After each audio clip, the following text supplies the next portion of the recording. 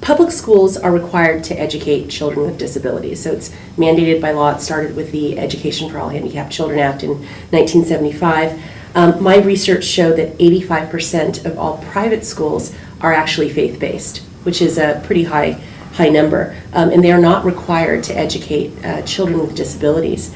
Not because they don't want to, but they don't have the resources or the expertise to do so. So as a result, children who attend private schools of faith are largely homogenous in their populations and ability level. So how do you think that this could be changed?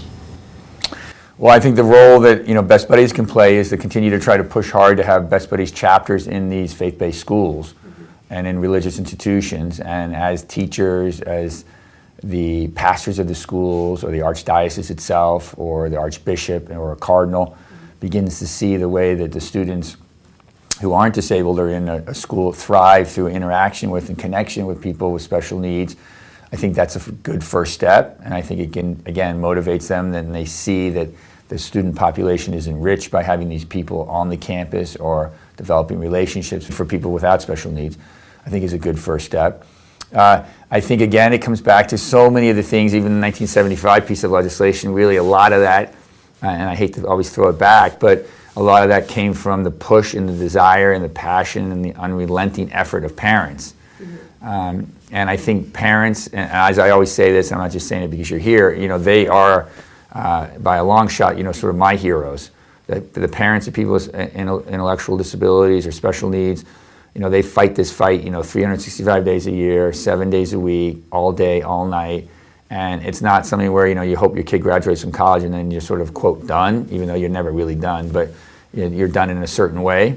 Parents or people with special needs are never done, in my judgment, and it's a lifetime commitment to your son or daughter in a way that is very, very different and than something that I would have to do.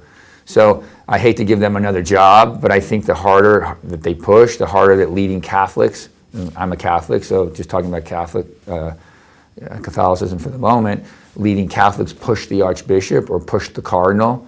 I think they'll be more responsive. The more that they have children with special needs and they want them to be in a faith-based school, I think that will push the schools. I hate to go back to money, but money also obviously plays a huge role. So the more that Catholic leaders or Jewish leaders or Muslim leaders or leaders of any Christian denomination push hard, who are successful and financially invested in those institutions, I hate to say it, but again, very often, people respond to money. So if you're about to build a wing, but you want to have, a couple kids with special needs in the school, or you want to help build a classroom, and you want to raise $2 million to build the classrooms, and you say, listen, as a part of the plan, we want to have, one kid or two kids with special needs in our classrooms, and part of the plan will be we'll have an assistant teacher in there to help deal with any additional work or challenges that may go along with the kid with special needs being in the school. I think that's what it's going to take, and I think, there are leading Catholics out there and people that have huge influence over the church, and I think it just takes a few to get going, and I know there's a few, but not enough. Right. But the more that we can promote the ones that are successful and the impact that having those kids in those schools is having on the overall student population, I think that's really effective and helpful. So I think it's a multi-tiered thing. I think you got to get parents engaged, you got to get people who have huge financial resources engaged and push the envelope.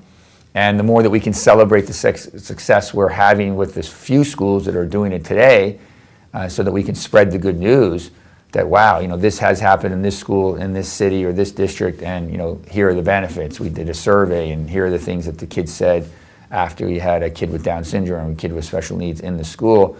I think that's a powerful messaging for the higher ups in the Catholic Church. And I think, I hate to go so far up, but I think this Pope is really special and different. And I think he's really open to doing the right thing, and he's very inclusive, and I think he really believes strongly in the whole concept, as Cardinal Wuerl said, is strength in diversity.